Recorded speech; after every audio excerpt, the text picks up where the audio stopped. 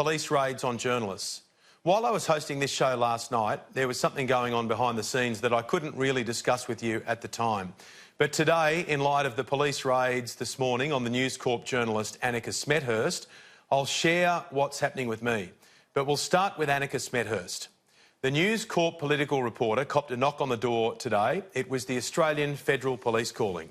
The AFP wanted to talk to Annika about an exclusive story that she broke a year ago. It was, without doubt, in the public interest. The story said the Defence and Home Affairs ministries were discussing radical new espionage powers that would see Australia's cyber spy agency monitor Australian citizens for the very first time.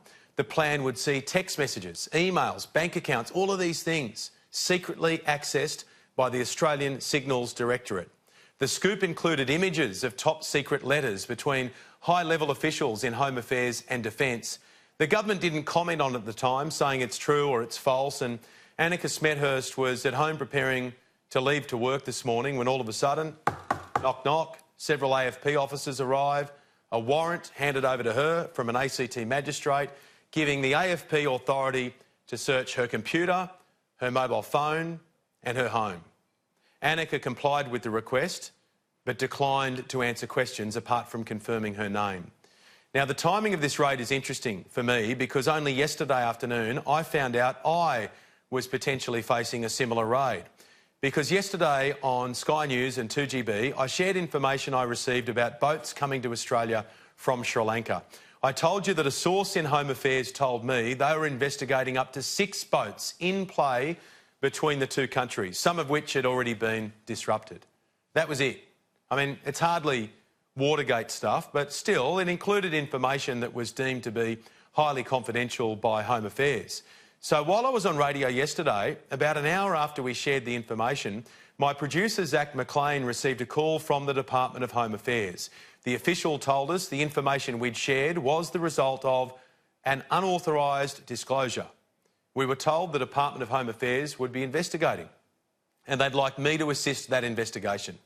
So last night, after I wrapped up hosting this show here at Sky, I spoke to officials from Home Affairs and they explained it's their job to protect information like this. It was highly confidential, only seen by a handful of people, and it should not have been passed on to me, they told me. Now, I should say that the conversations I had with Home Affairs were all respectful. They didn't place pressure on me to reveal my sources. I was told by Home Affairs that I'm not the target of their investigation. It's about the people who are supposed to keep this stuff quiet, secret, confidential. I put it to them that there's a chance this information was shared with me by mistake, as opposed to someone deliberately causing mischief, but they didn't buy that excuse. It was explained to me that only a limited number of people had access to the information about the 6 boats, and the department can look at all of the call records of their staff as part of their investigation. This morning I was contacted again by a senior official at Home Affairs telling me, in writing, the department has initiated an unauthorised disclosure investigation which could lead to an AFP criminal investigation and subsequent prosecution. You are not the target of said investigation. That's not how a democracy rolls. So that's that. Annika Smethurst from News Corp raided today, and time will tell if I'm going to be next. I don't think it's going to happen, but we'll wait and see. I'll clean up the house just in case. As for the question about whether or not I'll be revealing my sources, well, there's not a hope in hell of that happening. Don't get me wrong. I understand why this investigation is taking place. I respect the people at Home Affairs and the fact that they've got a job to do. But I work in the business that I work in television and radio, based on freedom of the press and shining a torch in areas where there are shadows. And it's not fair to the people who assist me in my work to give them up the moment the AFP comes knocking. I'm joined now by Justin Quill, leading media lawyer, to discuss these issues. Justin, thank you very much for joining us this evening. I know you're just back from overseas. My pleasure, Ben. The journalist from News Corp, Annika Smethurst, had her house raided by the AFP. Is it fair enough when police are trying to get to the bottom of a case? Look, the answer to that, in my view, is no. This is where we've got to place more importance on journalists protecting their sources. The law recognises legal professional privilege. There's only a really limited amount of protection for journalists, and it can see journalists potentially going to jail, and we've had that before, or perhaps more likely getting convictions for not revealing their sources. So basically doing their job, and in this case doing it really well, publishing something to the public that's in the public interest, and Annika could get caught up in this. And as we heard with your case, it said, "Oh, you're not the target of the investigation." And to be honest, and I don't want to make you feel uncomfortable, Ben, but that's cold comfort. It should be cold comfort to you, because if someone is charged, whether it's the right person or the wrong person, and you're put in the position where you're asked to reveal your source, as you've just said, you won't, and then you're in contempt of court, facing a conviction, possibly facing jail. So it's fair. It's one thing for the government agencies to say, look, we're not targeting you, you're not the focus of the investigation. Well, that's pretty useless. So you're saying if I don't give that information up, that there is a contempt of court issue there? Yeah, potentially, absolutely. I mean, this is very similar. Annika's situation is very similar to a case that I worked on many years ago involving two other News Corp Canberra Press journos, Harvey McManus, Robert Harvey and Jared McManus.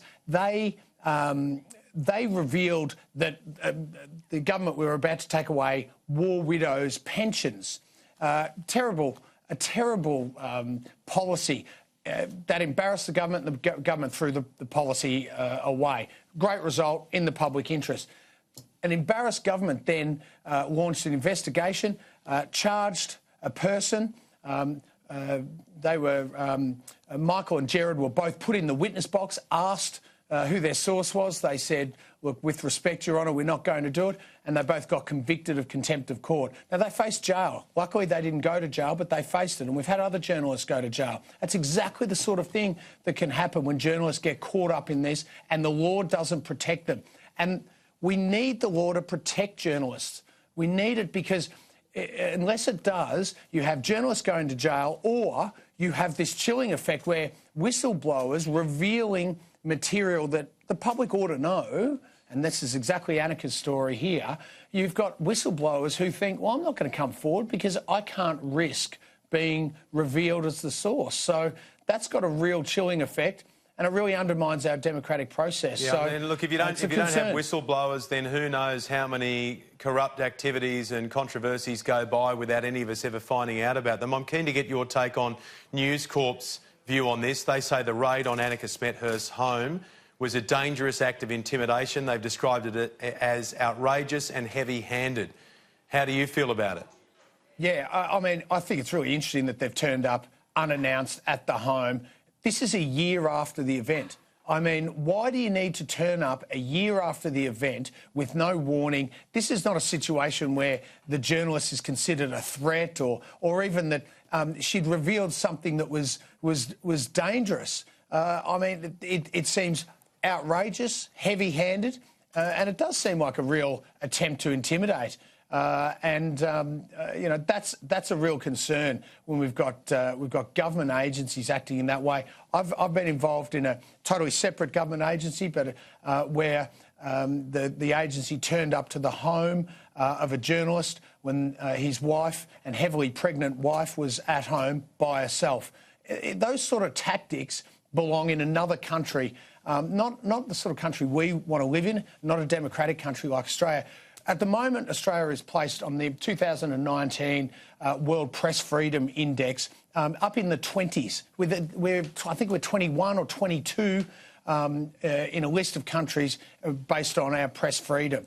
That's a real concern for Australians. Well, I think. I think most journalists, virtually all journalists, they know when there's a potential for someone to be in danger or jeopardised as a result of reporting, they know not to report. I mean, you have a look, every time the Prime Minister or the opposition leader or the Defence Minister flies into a war zone somewhere, half of the country, as far as journalists know about it, journalists have said goodbye to their wives or husbands, they've taken off for a couple of days. Everyone knows Scott Morrison's flying into Iraq. No one reports it because they know that that would put people in danger. Yeah, no doubt. I mean, I've been doing this job for 20-odd years and acting for News Corp as my main client, and I can't tell you the number of times where News Corp, for public interest reasons, haven't published a particular piece of information. The News Corp, like all mainstream responsible media in this country, are responsible and they do things in the public interest. And it happens day in and day out that material is not published. Now, here what we're talking about is a story that's in the public interest. It's important to go back to what the story was. It was a story about a government agency potentially getting powers to spy on Australian citizens. They could check your emails, check your text messages, listen in on your phone calls with no warrant. Now, surely anyone would agree that that's something that's in the public interest to be reported. Well, now, people want to get critical of the media from time to time, and more recently they do. And it might be fair enough in some stories where we might be sensationalising a celebrity or something like that. But this is not that sort of story, and Australians ought to be outraged, really, at the sort of conduct that our government agencies have engaged in today. As I said in the introduction, there's no doubt that Annika Smethurst's story was in the public interest because of what you've just outlined, the idea that people could be spied upon without them knowing. Just before I let you go, let me turn it on its head for a moment, if I can, because I like to look at things from all angles. What about from the Home Affairs Department angle here? They've got a very important department that they're in charge of. They handle really sensitive matters.